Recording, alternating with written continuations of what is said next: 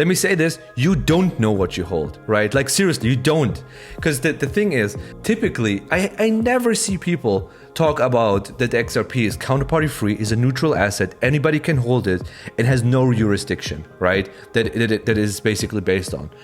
Never, oh, I know what I hold that has future potential, but why? Do you know why? Do you know the properties of XRP? If you knew, then you wouldn't make up like this nonsense about like RLUSD is taking over XRP. You know, that's for me the biggest tell. If someone says that, I know you don't know what you hold. You should always think about, okay, this will drive XRP demand automatically because they use XRP Ledger. And why will this drive XRP demand? Because XRP is always used when we use XRP Ledger. I think what's important to understand is if we want the price of XRP to increase, we have to build the fundamentals and we have to create value. You know, developing solutions that are actually solving a problem, it's unsexy work. And that's how you build up the floor, right?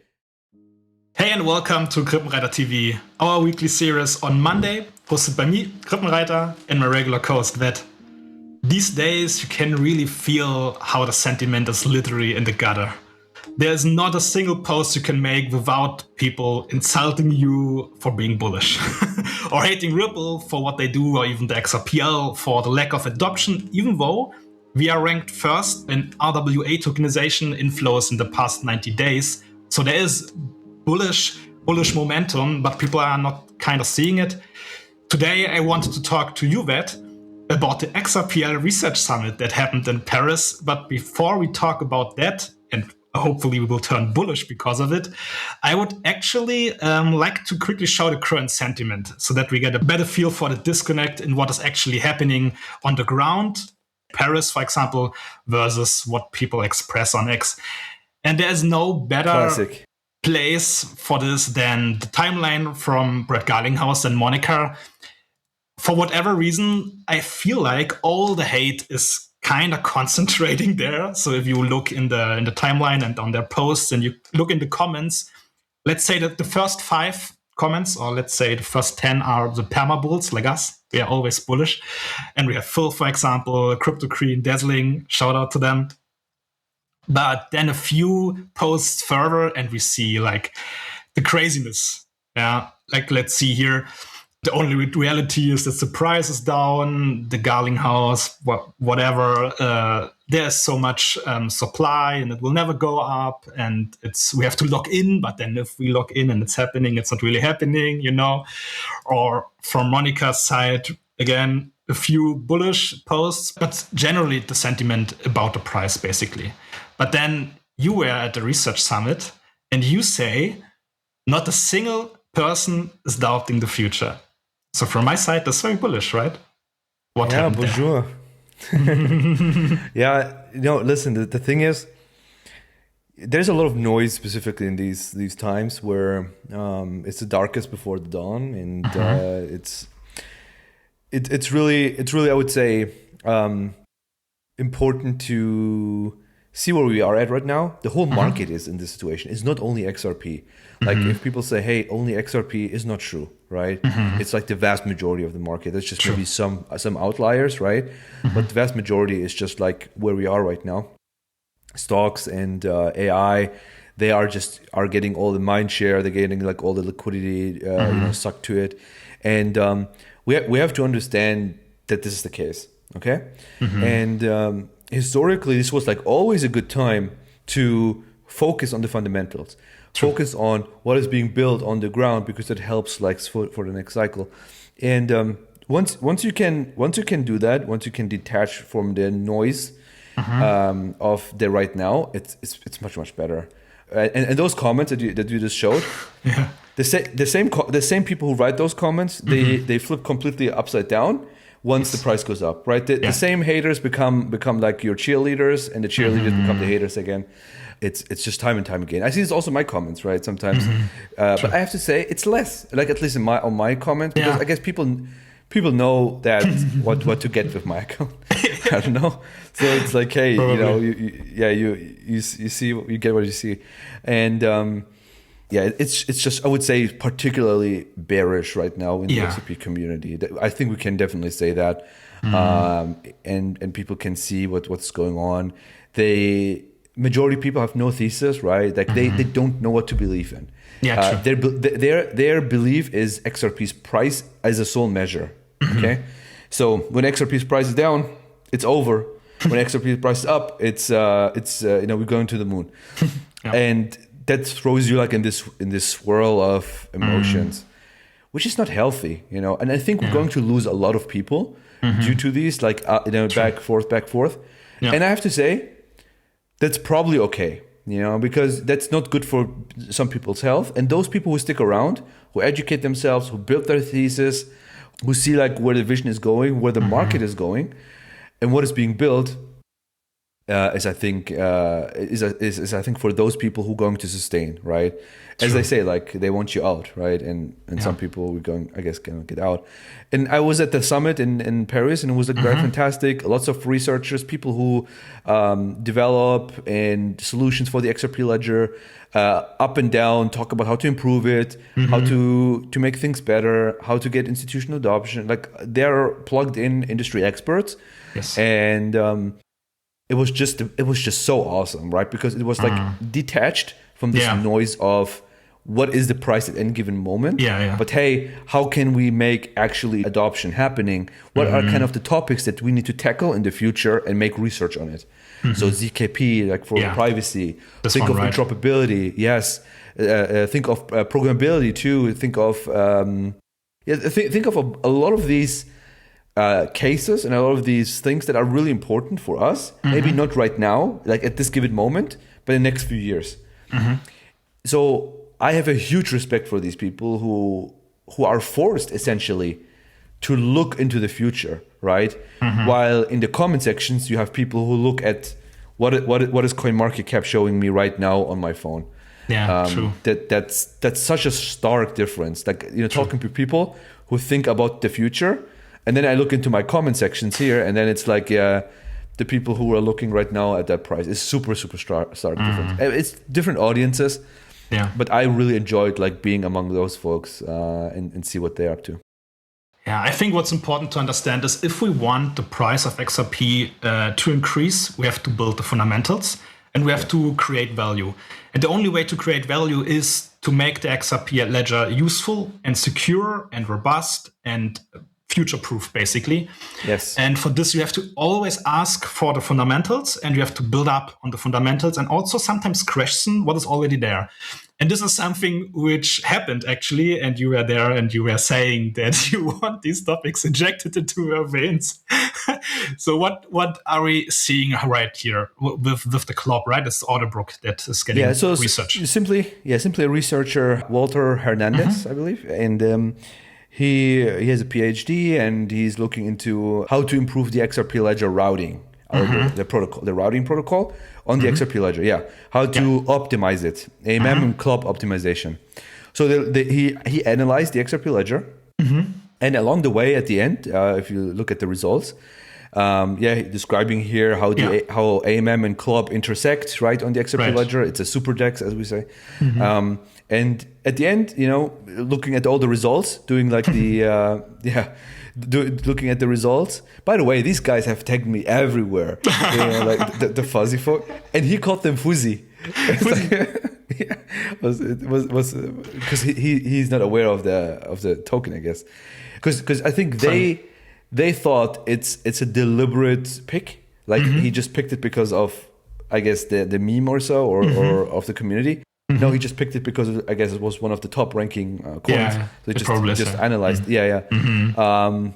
So it was just completely random, and they tagged me all over X and saying like, "Hey, can you tell us why the university picked?" It was just because it was like a top. It's not that deep. Anyway, so and if you look at the end, he made like the conclusion about how much optimization is left. He calls it slack. He was looking, 38% you could optimize. So roughly 40% you can optimize. But the question is, okay, how much can you optimize the 40% of transactions? And it's super minimal. So basically the existing routing algorithm and protocol is already close to optimal. Like it gives you almost the best. And the optimization is tiny bit, right? It's less than 1 basis point, which is like super tiny. And the median improvement is even like less. So it was it was like really cool to see that, people try to improve the XRPL, make research and see, hey, it's actually already really great. Yeah. There's not much research left, right? It's already perfect, basically. Close. Well, as you said, you can make it better, but in the end, it's already so close to optimal that it probably doesn't make much sense to work on the last few bits. Right. But that's also a good results, right? That's also learning that you get at the end. Okay, it is actually close to optimal already. So that was one of the cool things. And really, I can just only iterate that it's very important for us, as you just also said, for us to build the fundamentals and to have like a strong floor of utility and usage based on this. Because then for those people who, back to the comments, that we see, that saw the negative comments, we need to build up the floor, because the building up the floor gives us less volatility down. So that means maybe in the next cycle, the floor is going to be $2, then maybe $3, then $4. So we're increasing the floor, and it's happy, right? So instead of just going like ups and downs, like into the extremes. Yeah. And to avoid the extremes, specifically on the downside, we need to build up the floor. Okay. True. And the ceiling, from my point of view, is like really like it's open end. Like whatever that technology will give to us, the possibilities are truly endless, and you can dream big if you like, but we need to build up the floor, and building up the floor means actual work, right? True. That means actual work, and that there's no secrecy behind it. There's just no magic button or something like this. This is actual hard work, bootstrapping the DEX, bootstrapping usage, developing solutions that are actually solving a problem. It's unsexy work, and that's how you build up the floor, right? Yeah. And there's no shortcut to building up the floor. That's the thing. There's no shortcut to building up the floor, or else you're going to be forever a victim of extremes. True. That's a problem. Yeah. And you have to do a lot of boring work as well about helping developers, because most of the products that you see on chain these days, not just XRPL but elsewhere as well, these are all companies, obviously, and they want to create products, and they want to earn revenue and want to sell their products. And for this to make any sense, they need an easy onboarding to the underlying network. It doesn't make much sense to only offer them XRP. If they only get offered XRP, but they maybe want to build up something around equity, there's no way for them to do it. But the XRPL offers them already a lot what they could use to build something. But sometimes something is still missing. Like maybe documentation is still missing, some kind of tooling maybe that is missing. So sometimes the thing missing is not really something big and secret and gigantic. It's really just maybe tooling, something really basic for the developer, just as we said last time with the XRPL AI starter kit. Help them build something, but for this they need the mechanics and the tools to do it. And specifically for the bootstrapping part and usage and building up the floor, I think the key here is to have also projects and builders who are seasoned builders. Okay, sure. Like you need already strong people. We cannot start with people who are first timers. Sure. They're basically just they're new to this and they're just trying to figure it out, and the basics are not even set, right? Because this is not a nascent industry. This is not 2013 anymore where you can do this. You need just more established people. People who have done this before, who know what they're doing, who know what to focus on and what not. Because if we are trying to make people entrepreneurs in the first place, that's a problem, right? Yeah. I think we should not be in that business. Being in that business gives us a huge amount of failure rate. True. There's a lot of people who will then figure out, maybe building or being entrepreneur is nothing for me, which is totally fine. It's just not, I want these people to be the ones that I'm trying to bootstrap the DEX with, right? Because the people that I want to bootstrap the DEX with should be seasoned people, right? Yeah. They should be like professionals, like everybody else, so that we can actually tackle like these important things. It cannot be like first timers or people who are basically just trying to figure out if this is something for them. Yeah. And that's a realization for myself more in the recent times. Because in the previous, I was like, hey, looking around, hey, you have never built something. Maybe you want to get together with other people and start building a project or something like that. That would be suboptimal because they might figure out, hey, this is nothing for me, or it's the first time doing it. Yeah. it just makes the team weak, essentially, right? True, like true. you if you want to start playing in the big leagues, NFL, whatever, right? Like you need to have already a good team. You cannot just have people that you just pick from the court and then say, hey, can we just play something? So that's one of the things that I realized in the past, like in terms of building up the floor. We need already very strong people. So my hope is definitely with bootstrapping the XRP Ledger DEX and building up the floor, that we attract those people maybe from other chains, other ecosystems, maybe Web2 people who are entrepreneurs already in the Web2 world, TradFi, and they have experience, but less so first timers or people who just like figured out the first time. That's always a great thing. It's always cool to have. It's just not. It's just that the team that I would put together to win the championship. True.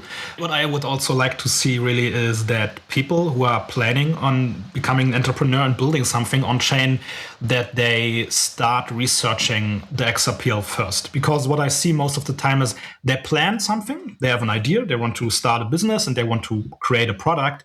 But then let's say 1 year after actually launching their product, they realize, okay, whatever I planned in the beginning is not even possible on XRPL. So why did you even start? You shouldn't have started your journey without even realizing that maybe smart contracts is something you need. If smart contracts is something you need, you should have already realized in the beginning that maybe a cross-chain solution is actually what you need. Not putting everything on XRPL because there is something missing, because we have primitives, and for primitives to be useful, you either can use them all, or if something is missing, you go cross-chain and bind them together. Like what many people are doing right now is using cross-chain solutions from the EVM sidechain or Flare, and then use tokenization, for example, on XRPL because it's a primitive to make your project work. But if you expect everything to be on XRPL in the beginning, and then you realize later on that something is missing, you're starting your failure journey way too early already. So I think this is something people need to think a lot more about before actually starting, because this will not lead to success if you are only rely on XRPL and no off-chain component or no EVM sidechain or no smart contracts or anything that you probably need at some point. Yeah, I had a really interesting conversation with some great builders who not primarily, but they're more on the Solana side, and more on the Solana side. And I was at the Solana summit in Berlin. They had like a really cool event there, 1-day event, and talked to a few people, and seasoned folks. They know exactly, like you are immediately on the same wavelength, and in terms of that, it's not first timers. You can see this by the pitch. If someone's a first timer or not, and the first timer sells you like the world, while the one is like very specific. It's like they know exactly what's going on. So it's and they were like there's a lot of things that for them Solana is a perfect fit. And just in a conversation without even selling them like sort of any solution or chain, like I was there just as a individual, as a person, not as a foundation, and it was like, hey.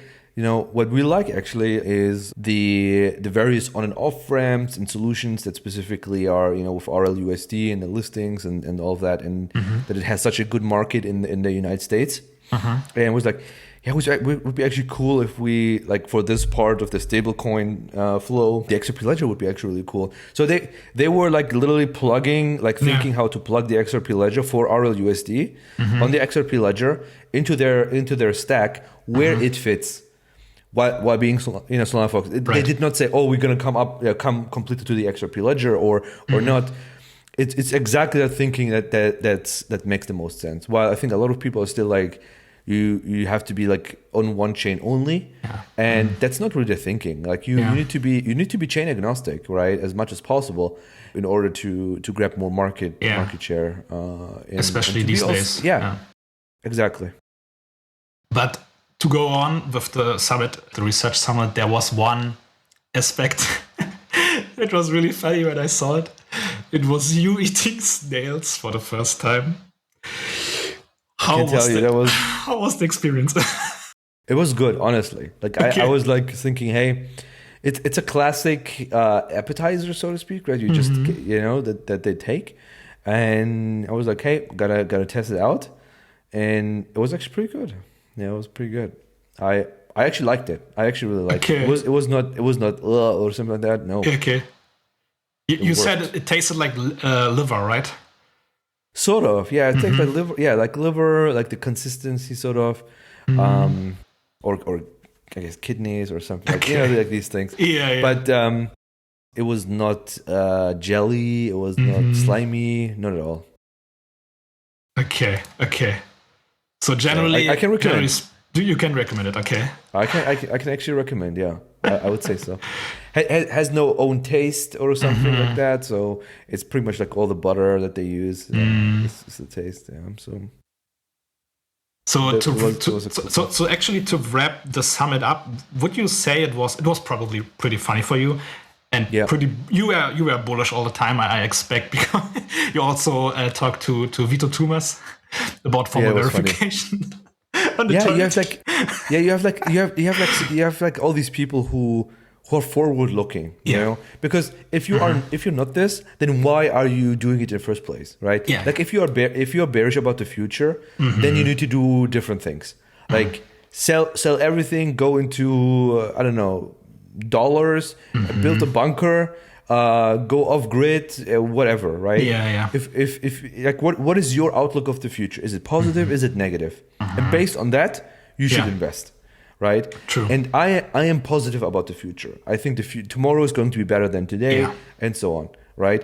Very similar 100%. Like BlackRock, like the Larry Fink, like they invest because they believe the future is going to be better than today, and so it's a positive outlook. I have a positive outlook into the future, and because of that, I'm investing accordingly. If I have a pessimistic outlook of the future, then I need to change my strategy. So what I'm not getting is people positioning themselves for the future, but they are pessimistic about the future. Makes no sense. Like that makes no sense. Like if you need to actually follow. So when you think, hey, you are actually bearish about all of this, then maybe you should like then action on it. You know, like whatever that means for you. Maybe that means be less on X, go touch grass, or whatever you want to do. But I just don't get people who, I guess, we're just emotional. You know?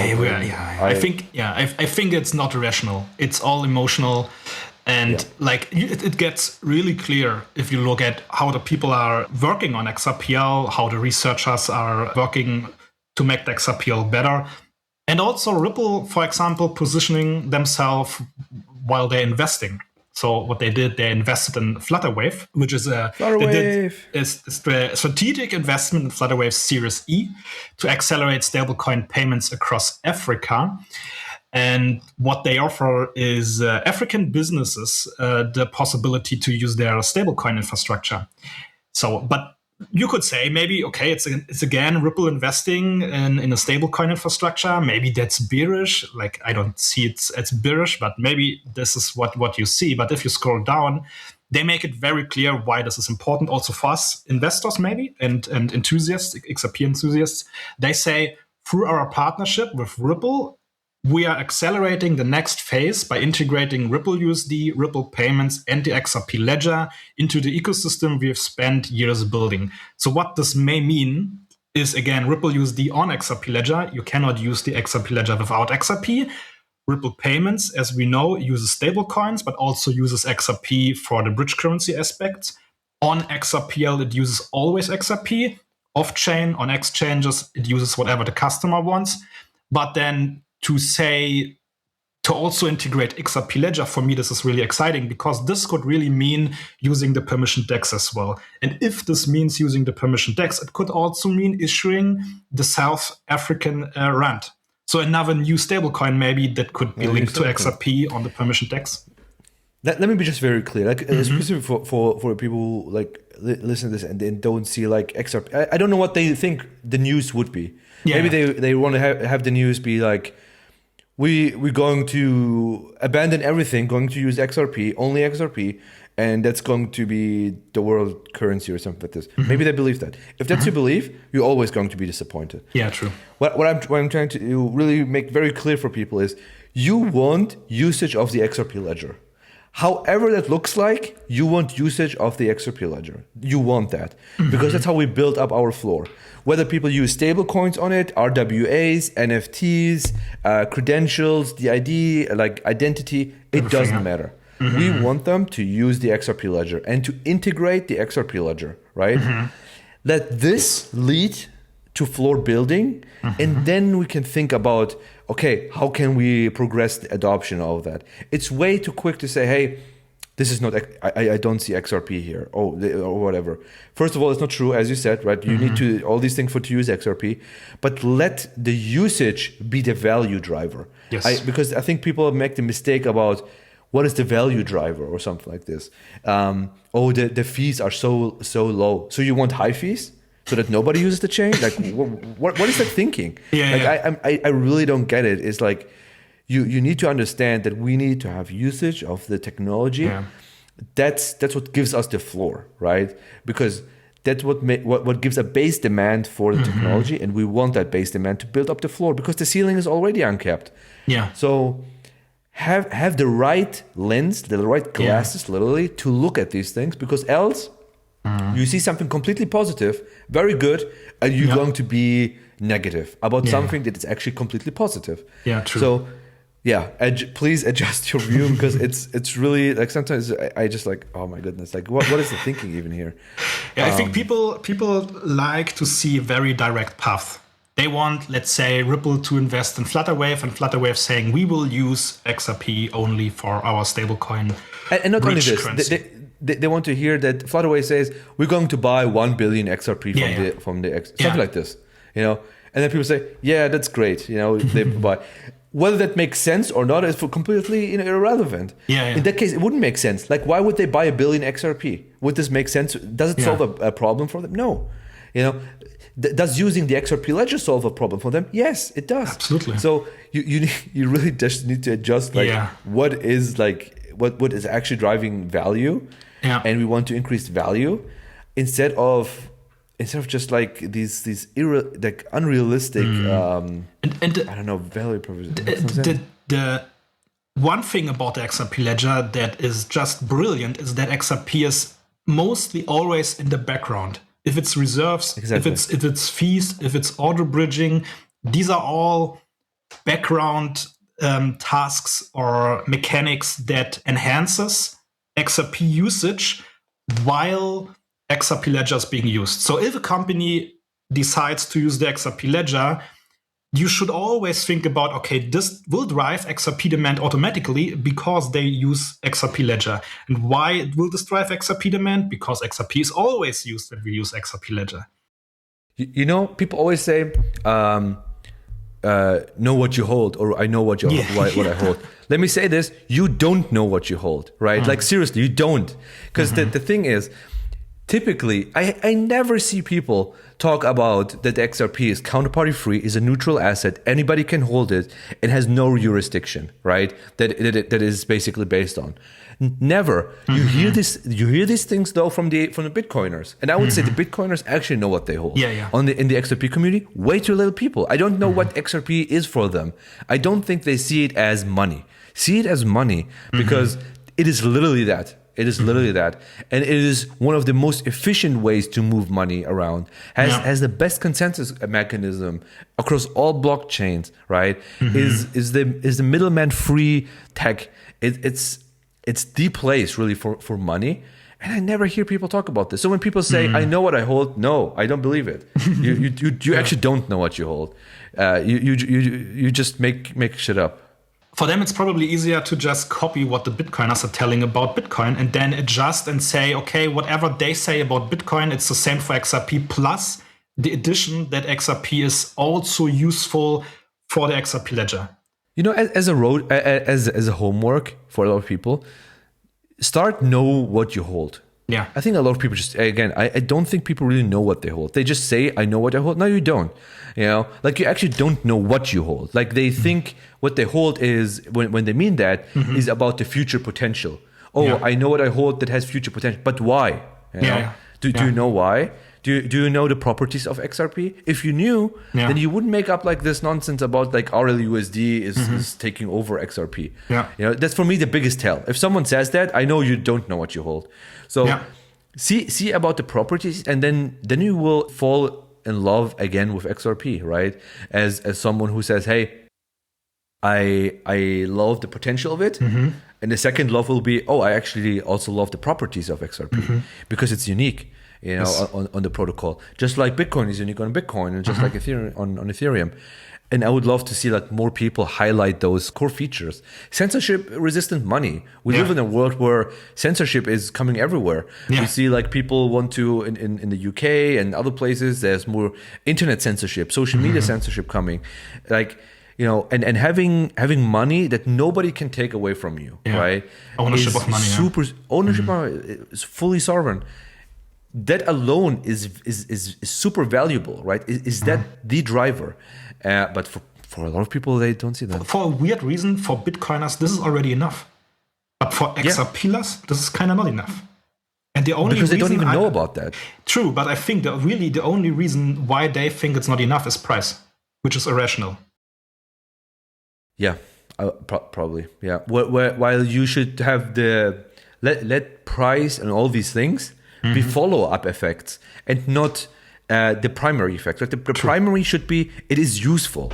True. The primary cannot be price, because what is then price based on? Is it based on anything valuable that people see? Like that needs to be something valuable that there's social consensus. Okay, this is good.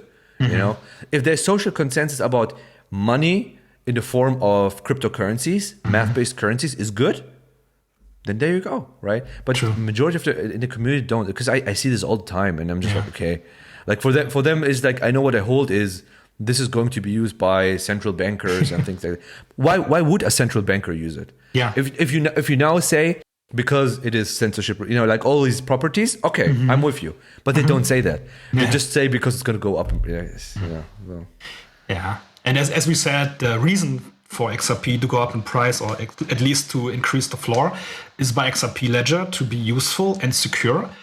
And to make XRP Ledger secure, there's a lot of things going on. And Ayo wrote this really beautiful article about what they are doing to make the upcoming lending protocol secure. And it's not just one thing or two things or even three things.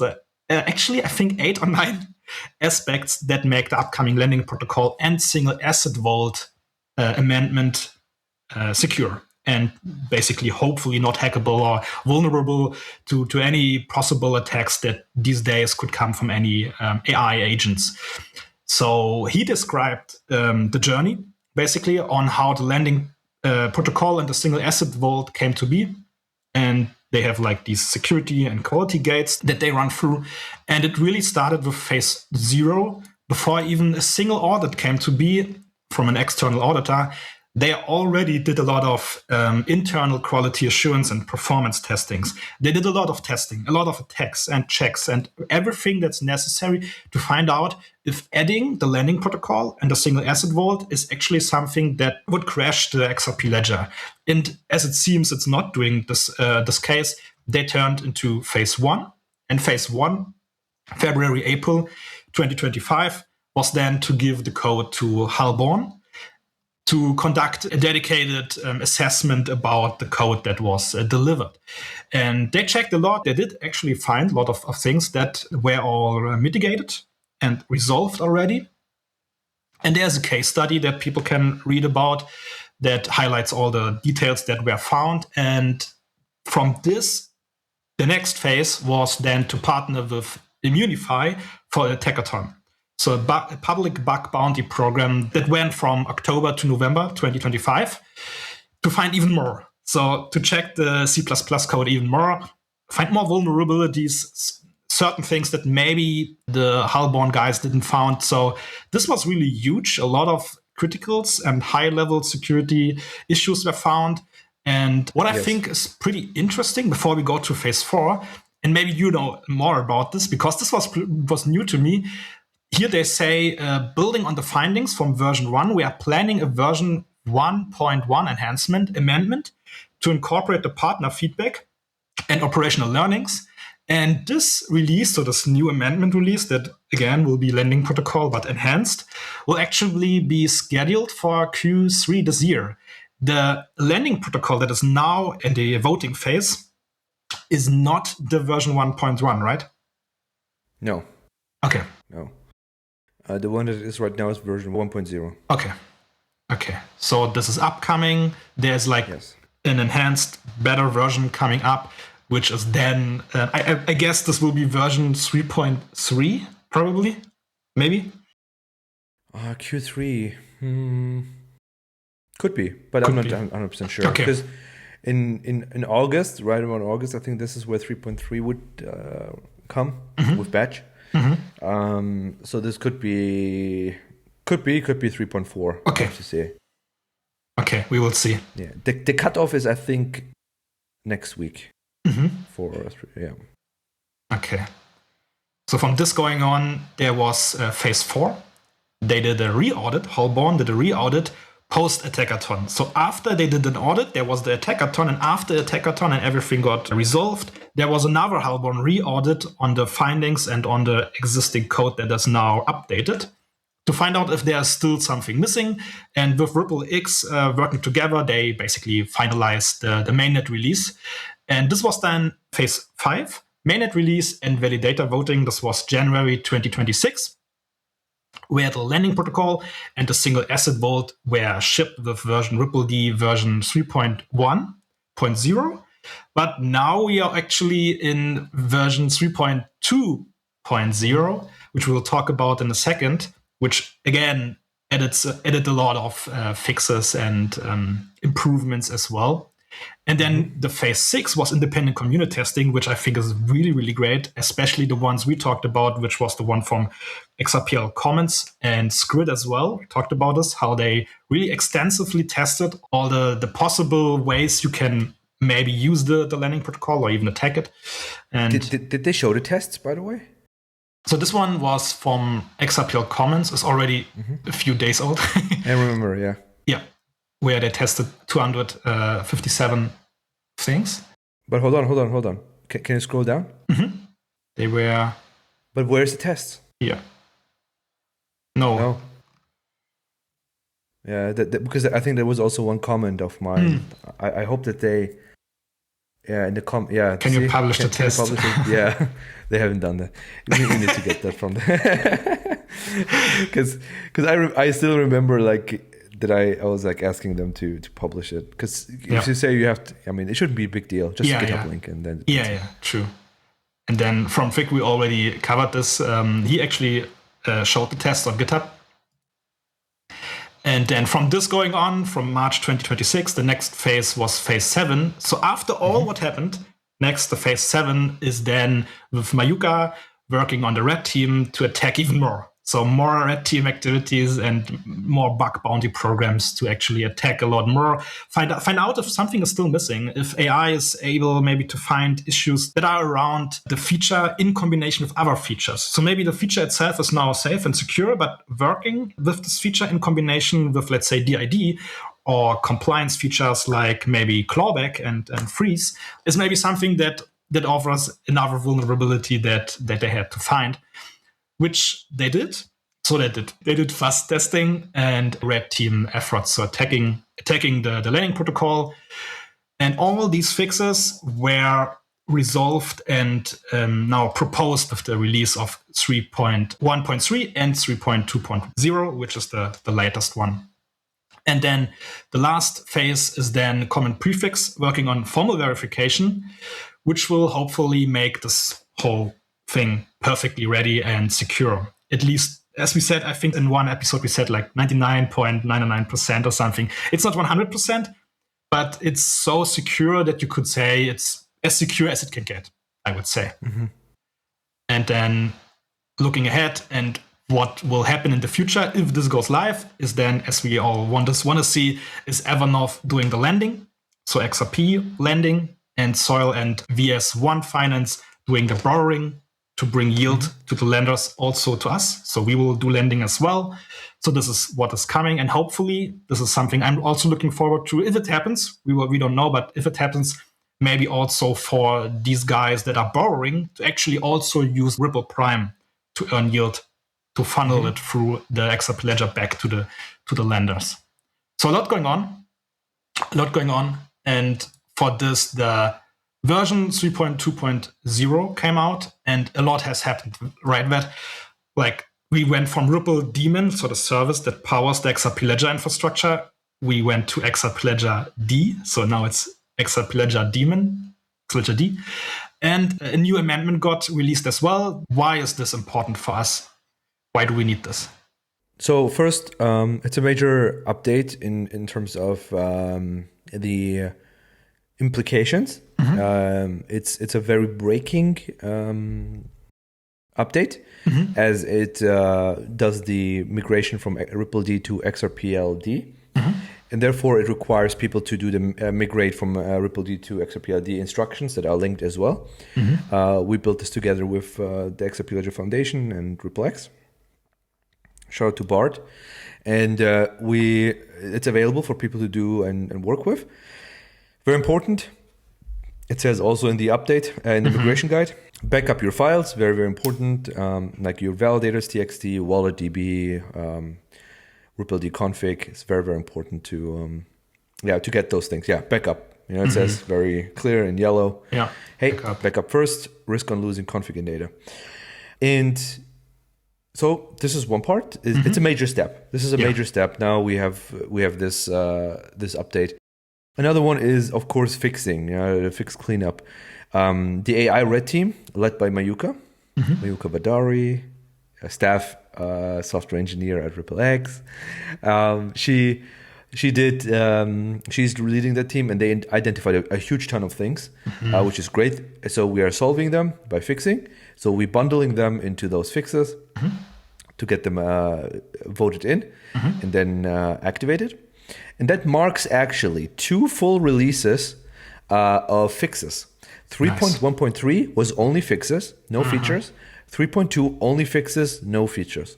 So we have now 2 full releases of Ripple D that are only fixes, no features, which is fantastic. Which of course is now really, really great. So we can focus then back to like the feature side of things, feature amendments, and see how we can incorporate like those things and focus on other things. But right now it's only fixes before we can look more into the features. I know a lot of people asking for batch, asking for token payment channels, asking for fix for token escrow. It's coming, but right now we really need to focus on fixing those things. Then we can focus back on features. Now with formal verification and AI, we are in a better place as IO was laying out.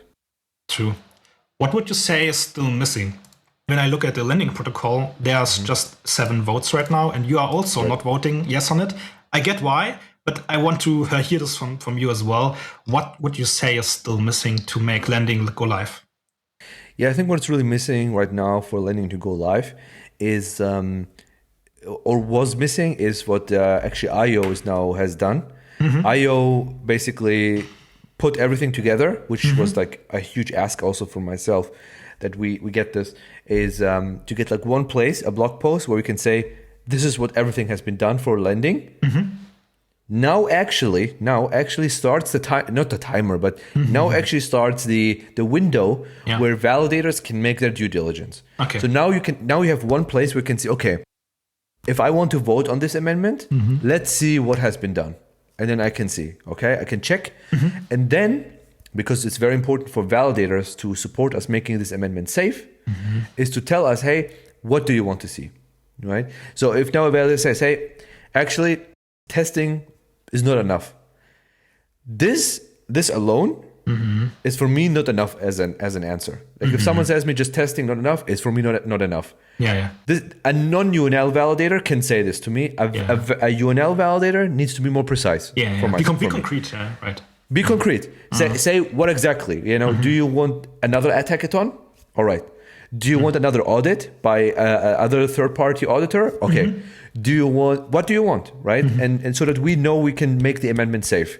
Because UNL validators are helping to make an amendment safe. Someone who is not participating in making the amendment safe by giving us clues on how to, or participating, is for me not a good candidate to be on the UNL. I will be very, very, very clear, specifically after what we have seen with Batch, right?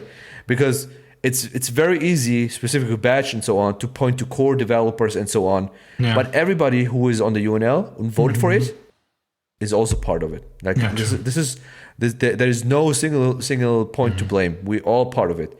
So after what happened with Batch, we're all in responsibility to make amendments safe. That means now is the window open for everybody to chime in what they want to see. Yeah. And us from the foundation will start to evangelize this. To I was thinking making like these validator calls. This is I haven't said this publicly yet, but I was thinking of making validator calls or things like that. I pivoted from it. Okay. Because I don't want them to be front and center with concerns that they have about security. While the community is, we have seen the comments, how bearish they are, how emotional everybody is, how actually nobody knows what they hold, how everybody's just like grasping for something. Yeah. I don't want validators to be in front of that mob. To feel this as well, right? This is not good, because me as a UNL validator, I know how it is. Like you get attacked immediately. Why are you not voting for it? Do you think you know better than Ripple? Yada, yada, yada. So I will not make validator calls. I will use them only as targeted tools when there is a deadlock, when we are not getting forward. Like, we need to solve it. But we are not there yet. So what I will do is more talk with everyone individually, personal, private, completely anonymous. I will not share any of their data. Know what they want to see, or if they are ready to vote. If they are ready to vote, then feel free to do it. What you can do it. It's on your. But if you have actually concerns, then I need to know that, right? If you say, hey, I know that there is something wrong, I need to know that, so we can make the amendment better. And I want to evangelize this with the validators, probably from now till August, so that we know what the current stand is. With the validators, and thanks to IO with how he put everything together.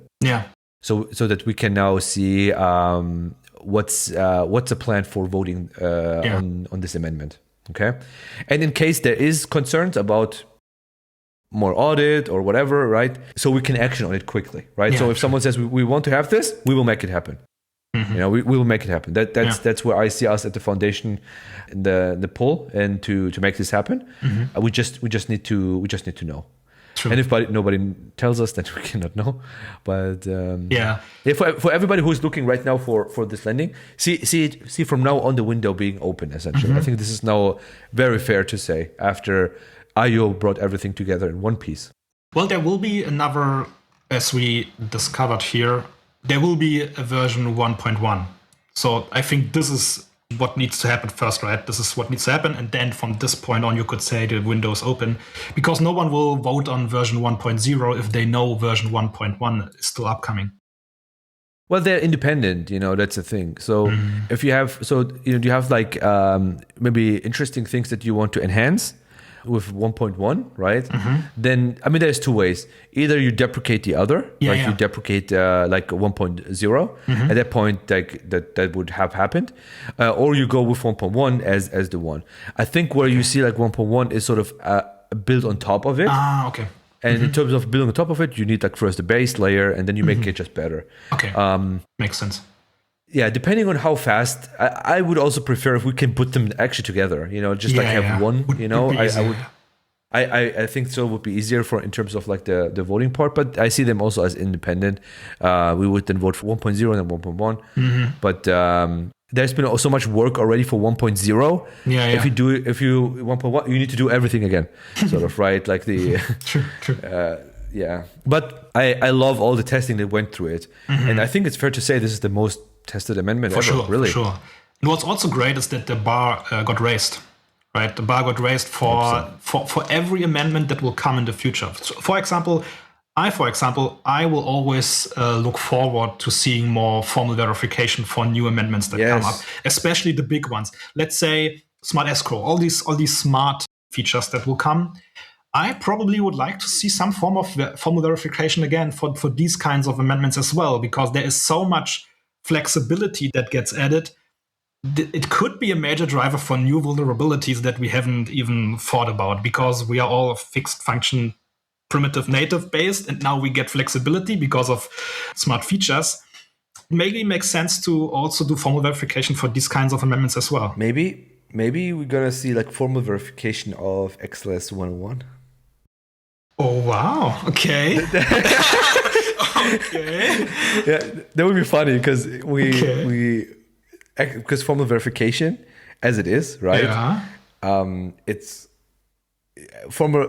I'm just trolling, by the way. Okay. Like I don't know if like it will be formally verified, because XLS 101 is a smart contract, as we know, which I'm not happy, by the way, with the naming anyway, because the thing is, till this day, I'm pretty sure, like everybody, including Sol, and they were late to the party. They were so late to the party. Like in January 2025, I posted about smart contracts, and I kid you not, those folks were liking my posts. I know it just tells me like either they were just like over like flying over it, not seeing it, or I don't know. But January 2025. The huge like back and forth and sort of showdown happened in November 2025. So like 11 months later, okay. So people were late to the party. I just want to say you guys were late. It is what it is. But hey, now things changed because the circumstances changed, and formal verification does now a really great job. And I hope, just as you say, we get like formal verification for all future amendments. Specifically the bigger ones, where it makes sense, of course. Like if it's a super tiny amendment, maybe it's not necessary. But hey, if we can still do it for everything because the cost went down through because of AI, then why not? And I want to say, by the way, we are really ahead of this. I see a lot of ecosystems, including Zcash and so on. They were like, "Oh, we're starting AI red teaming." Well, we did this already. We did this already. Yeah, especially also the formal verification and specification part is something I think the XRPL was just first. We were the first who truly thought about this in the sense that we need this right now, not just in the future or in the case of post-quantum or anything or AI. We said we need this now because this is important if we want military-grade security. This is just what we need. We need this right now. That's true. I wouldn't say quite that we were like sort of the first. Like they were used like in other places, of course, in blockchain. But I totally agree. We were like the first in how we rolled this out. Yeah, but not in the dev, right? It was with Cardano and Bitcoin. There were these formal verifications, but not in the sense that they were not done correctly. Is what I read, right? So we did the full scope. I think Bitcoin too, but because it's so simple. But I agree. Like in the way that how we roll it out and how we like sort of make it like a standard, I would say that's a completely unique thing. Yeah, definitely. That's something the Solana people right now are actually pushing, to make like formal verification for big smart contracts a thing. And we already like said, hey, this is going to be our standard. Especially what happened with Zcash. I think everyone will do it at some point. You have to do it because the chances of getting hacked is so high right now. Every kind of system, if it's software, is vulnerable, and you have to do as much as possible to make it secure. And even then, you are not safe. You can you can only increase the chances of being safe to a certain degree, but you can never be 100%. But through all these phases, you can at least do as much as you can, as much as possible. And if you think you need more, you have to pay even more. You have to do another hackathon, another audit, another community testing through bug bounty programs and so on. But generally speaking, if this is now the baseline for everything that is upcoming, I'm happy. This is something really that helps me sleep well because, again, when I go to DeFi Llama, for example, and I check about all the hacks that happen all the time and every day, millions get hacked every day. No one talks about this, but it's still happening every day. Every day. Bridging hacks, stablecoin hacks, private key hacks, smart contract hacks. It's normal. It's just another hack. Just a few more millions got hacked. It's just normal, but it shouldn't be normal. We cannot expect billions to go on chain if we get hacked all the time. So this is something which needs to change. And for this, I think formal verification will really help move this ecosystem forward. And also maybe to wrap this all up, and thank you, Vet, again for this really deep dive on everything that is going on these days. One last question that I saw on X, which I thought was really cool, was from XRP Backman. He was asking what's the most underrated XRPL feature most people still sleep on. Again, back to know what you hold. And for me, it's the native payment engine, because the fact that everything is native and working in tandem to make routing and conversion rates more efficient and just better for the user is something I really love. I really loved from day one. But I wanted to know... Is it a feature, though? Native payment engine? It is a subsystem. It's called subsystem. The subsystem of the XRPL that takes care, basically, of all the features that are on XRPL. That's basically DEX. That you say you basically like the DEX. Yeah, but the DEX is not the payment engine. The payment engine is just below. So CLOP and AMM working together, but who orchestrates it? It's the payment engine. The payment engine, yeah. Okay. What would you say is your most underrated XRPL feature that you like the most? The consensus algorithm. Okay. I would say. Yeah, I would say the consensus part of the XRPL is completely underrated. Yeah. It's really completely underrated. And unique. I think people and people don't know how great it actually is. And that the best incentive is no incentive is actually a feature. Yeah. It's not like a problem. People make it like as a problem. I think it's a feature. Yeah. That people are not being incentivized is a feature. Yeah. A lot of people see it as a problem. True. You would be surprised how many people try to solve that by making not making incentives, but making validator rewards or things like that. Like, this is a feature. Like, this isn't a problem. It's like they're integrating even more incentives to solve a problem that is caused by incentives, which is just weird. But yeah, consensus algorithm, and therefore, like the best incentive is no incentive, is completely, as David says, if you can, what did he post? If you can make, if I have one last wish or something, is that everybody watches this video, and it was like the best incentive, no incentive. So yeah, thank you very much. As always, super cool to have you here, talk about these things. I think especially the lending protocol and the research summit should really make people bullish, because this is something that will raise the floor. It will increase value for XRP Ledger and therefore also for XRP, as XRP is always used. XRP can always be lent out as well, not just tokens, it's XRP as well. So if you are looking for DeFi on XRPL and AMM is maybe not something you're interested in, the lending protocol is probably something you should keep an eye out on. So looking forward to this, and looking also forward to the XRP Ledger Foundation doing more great stuff for the community. And yeah, guys, I hope you liked this episode. If you liked it, like and subscribe, and see you next time, guys. Ciao, ciao.